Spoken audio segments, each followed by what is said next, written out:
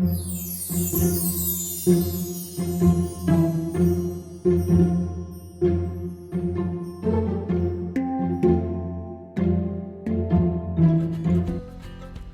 everyone, welcome back to this episode in our How Money Gets Taxed series of our Financial Foundation segment. In this episode, we will talk about the last bucket, the tax advantage bucket. Sometimes we also refer to this bucket as tax-exempt or tax-free bucket. However, please be aware of the fact that the tax-exempt or tax-free that we are referring to here doesn't mean that you don't need to pay any tax on the money. Rather, the money in these accounts is after-tax money and not tax-deductible. However, the growth of the money in these types of accounts is tax-free, and when you take the money out, it will be tax-exempt or tax-free, at least on the federal income tax level. There are a couple of exceptions to the non-tax deductible feature of the accounts in this bucket, and I will mention these exceptions at the end of this video. The types of financial accounts that fall into the tax-advantaged bucket include, but not limited to, Roth IRA, Roth 401ks, municipal bonds, 5 to 9 college fund account, cash accumulated life insurance, etc. As always, let's now take a look at an example to see the difference it can make between growth of taxable account and tax deferred as well as tax advantaged account when it compounds over time.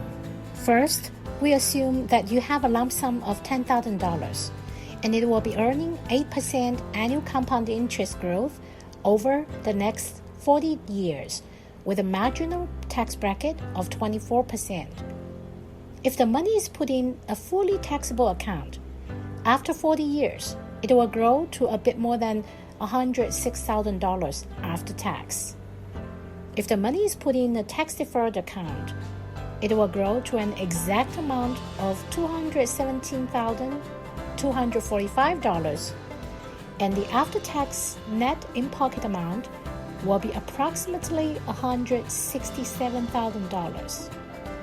Whereas if the same amount of $10,000 is put in a tax-advantaged account, it will also grow to the same $217,245. Yet, the after-tax net amount will remain to be $217,245, since the withdrawal of the money from the tax-advantaged account is supposed to be tax-free. The above example is for illustrative purpose only, and keep in mind, actual results will vary.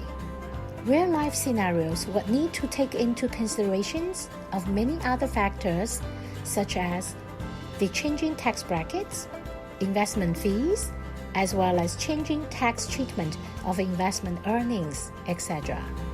Oh, before I end today's episode, I'd like to briefly talk about the concept of charitable remainder trust.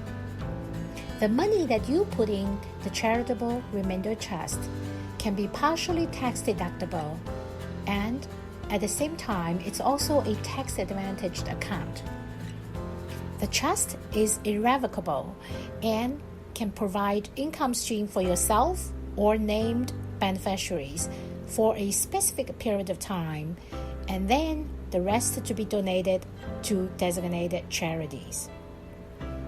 The charitable remainder trust is used very often as one of the retirement planning and estate planning strategies with huge tax advantages by high net worth families here in the United States. That's it for today's episode, and I'm looking forward to being with you soon again in our new video.